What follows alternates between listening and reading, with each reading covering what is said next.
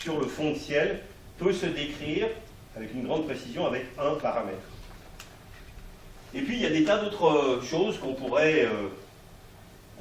alors ça, on pourrait en rajouter, mais ça c'est le contenu minimum.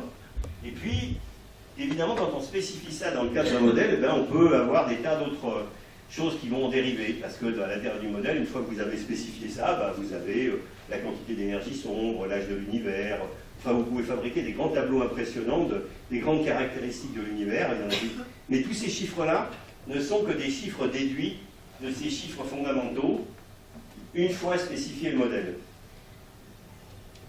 Les voilà. Même l'énergie sombre? L'énergie sombre, elle n'est pas dans les paramètres.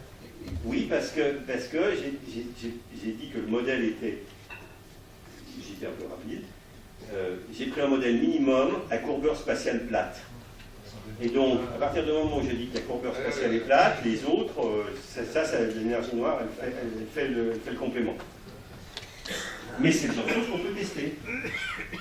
Alors, ben voilà ce que fait Planck tout seul. Et donc, en oblitérant tout le reste de la cosmologie, toutes les autres manifs, tout ce qui existe, voilà ce que Planck dit. Et donc, ça c'est, encore une fois, c'est une bonne description de ce qui est mesuré. Parce que, évidemment, trouver des paramètres, mais qui aboutissent à une courbe qui décrit pas bien ce qu'on observe, ça n'a pas beaucoup d'intérêt. Encore une fois, c'est la courbe verte que je vous ai montrée précédemment, c'est là.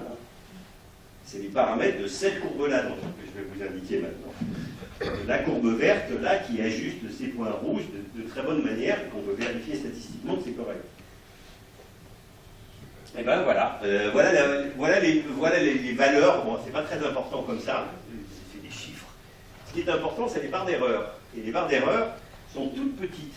Ça veut dire que, en fait, on peut pas s'écarter beaucoup de ces valeurs-là, sinon on ne décrit plus la courbe. Et alors il y a un des paramètres, par exemple, qui est décrit avec une précision absolument phénoménale, qui est 0,07%. Je veux dire, encore une fois, moi je vous dis, jeune homme, on faisait de la théorie dans un domaine où il n'y avait pas une seule observable. Donc c'est quand même, bon alors c'est vrai que j'ai beaucoup vieilli, mais quand même, ça s'est fait quand même assez vite. Et alors il y a une chose qui nous intéresse particulièrement, qui est un des résultats essentiels de Planck, c'est cette ligne-là. Alors, je vais quand même, avant de dire quelques mots sur cette ligne-là, on a fait donc beaucoup d'autres études complémentaires, on a comparé avec ce que d'autres échantillons, par exemple, de la distribution des galaxies autour de nous indiquent, par rapport à... Bon, en gros, on a fait le tour de la cosmologie, on a vu si on aboutissait à une description cohérente avec les autres expériences. La réponse est oui. On peut donc, à partir du moment où on peut pas, en particulier, combiner avec certaines expériences pour obtenir une précision encore plus accrue. Et en gros, voilà ce qui définit aujourd'hui le modèle cosmologique. Voilà, il est là. Voilà les chiffres qui décrivent, disons, le modèle des manuels. Voilà, celui que vous avez trouvé, par exemple, les physiciens des particules éditent chaque année...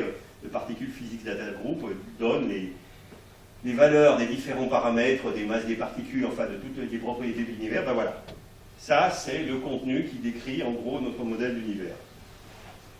Et ce que vous voyez, il y a ce chiffre-là, vous voyez qu'il vaut 0,96, là, plus ou moins 0,005. Donc vous voyez que ça, vu cette barre d'erreur, là, vraiment, on exclut 1. C'est vraiment pas 1, ce chiffre. C'est vraiment pas 1. La probabilité qu'avec une mesure de ce genre-là, ça soit 1 est inférieure à de l'ordre d'1 million. Donc, elle est vraiment très très faible. Donc, en gros, on a déterminé que ce paramètre-là ne valait pas 1. Alors, pourquoi je vous bassine avec la valeur 1 de ce paramètre? Il se trouve que cette valeur 1, c'est la valeur qui décrit, ce paramètre décrit la taille relative des grumeaux aux différentes échelles dans les conditions primordiales, c'est-à-dire à 10-36 secondes. La valeur de 1 correspond à des grumeaux qui ont tous le même contraste en fonction de la taille. Donc, qui sont une invariance d'échelle exacte et complète. Et quand la théorie de l'inflation a été développée, le premier calcul quantique qui a été fait des fluctuations, c'est un calcul par M. Moukhanov, M. Chibisov. Moukhanov qui est encore vivant, qui est cher Blaise Pascal à Paris, qui est passé à certains temps, etc. Voilà, ce qu'ils ont montré, c'est qu'ils ont dit, bon voilà, sous des conditions très générales de généricité de la théorie, c'est-à-dire sans aller chercher à rajouter des trucs à dormir debout, vite dit, eh bien, on s'attend à ce que normalement, les grelons, ils n'aient pas exactement le même contraste en fonction de la taille. Dit autrement, la prédiction, c'est il y aura ce chiffre-là, NS, devrait valoir 0,96. Le chiffre qui vaut 1 quand il y a l'invariance d'échelle stricte et qui ne vaut pas tout à fait ça, si ce n'est pas le cas. Eh bien, la prédiction, et ce qui a été conforté après par les autres calculs théoriques, etc., c'est que dans le cas de l'inflation générique standard, on attend à ce que l'écart à l'invariance d'échelle soit paramétré par ce paramètre NS qui vaudrait de l'ordre de 0,96. Donc depuis très longtemps, on est obsédé, on peut dire, je crois que c'est un peu vrai, par savoir est-ce qu'on peut démontrer si NS est différent de 1, on peut le démontrer, ce qui serait un apport absolument essentiel à notre compréhension et à, disons, le fait que l'inflation est une bonne théorie qui a fait une prédiction bien avant la mesure. Et ce que vous voyez là, eh bien, ce chiffre-là, c'est 0,96. C'est vraiment pas 1. Et ça, c'est la première fois qu'on le sait. Donc ça, c'est un des résultats qui est peut-être un petit peu compliqué à expliquer, c'est pour ça que je prends le temps de passer dessus. C'est que voilà, il y a des chiffres qui ont peut-être une précision plus importante, mais finalement, on n'en tire pas beaucoup plus de science. Je veux dire, la quantité de baryons, par exemple, une fois qu'on sait qu'il n'y a pas beaucoup de baryons dans l'univers, que nous ne faisons que quelques pourcents du tout, peu me chaud, entre guillemets, de savoir si c'est 4% ou 4,2% ou 5%, ça ne change pas grand-chose de mon point de vue. Ça ne m'intéresse que parce que si je le mesure très bien, alors je vais être capable de mesurer d'autres choses très bien, pour ce qu'on appelle briser des dégénérescences entre des paramètres. En revanche, cet écart de quelques pourcents à 1, celui-là, il est hautement significatif. Et c'est ça c'est de ça dont on est assez content, c'est que ce qu'on voit en bref, c'est que au niveau de description scientifique que je vous ai donné, qui n'est pas complet, mais qui est déjà très avancé, on voit qu'on peut décrire le cœur des données avec un modèle très simple qui n'a que 6 paramètres, et l'un d'entre eux décrit la distribution de contraste des fluctuations primordiales en accord total avec des prédictions qui ont été faites dans les années 80. Donc c'est pas tout à fait le X, parce qu'eux, il leur a fallu encore plus longtemps pour y arriver. Mais c'est quand même un peu la même idée, c'est-à-dire que des idées très novatrices, qui pouvaient même paraître folles peut-être, établies dans notre cas, des années 80, 30 ans plus tard, un tout petit peu plus, finalement aboutissent à une mesure, après des efforts assez déterminés, d'une assez large communauté de gens. Voilà, maintenant que je suis tombé sur mes pattes, à vous. Je crois que vous venez de répondre à ma question.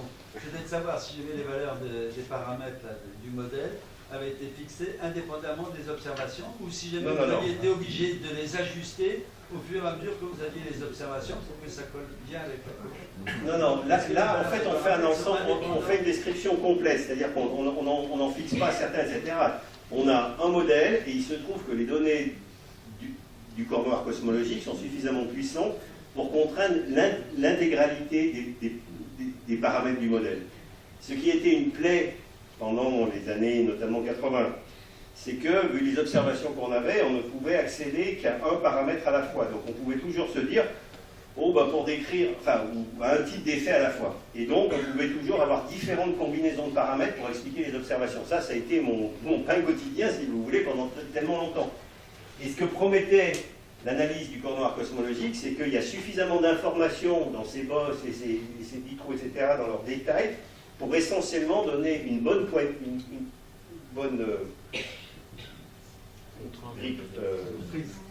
prise sur, en gros, tous les paramètres essentiels du modèle. Ça ne veut pas dire qu'on sait tout dans l'univers, c'est pas ça que j'ai dit, hein. Mais c'est sur l'intégralité des paramètres qui déterminent, disons, l'évolution à grande échelle et, en gros, la caractérisation globale des fluctuations primordiales. Alors, bon, alors évidemment, on a changé un peu après Planck, ben voilà, le contenu de l'univers est un petit peu différent, mais ça, pour nous, vous avez bien compris, on a mesuré ces paramètres avec plus grande précision, mais c'est uniquement parce que c'est ça qui nous permet d'atteindre les choses ces précisions, ces écarts de quelques pourcents du point de vue des fluctuations primordiales. C'est ça l'objectif. En gros, WMAP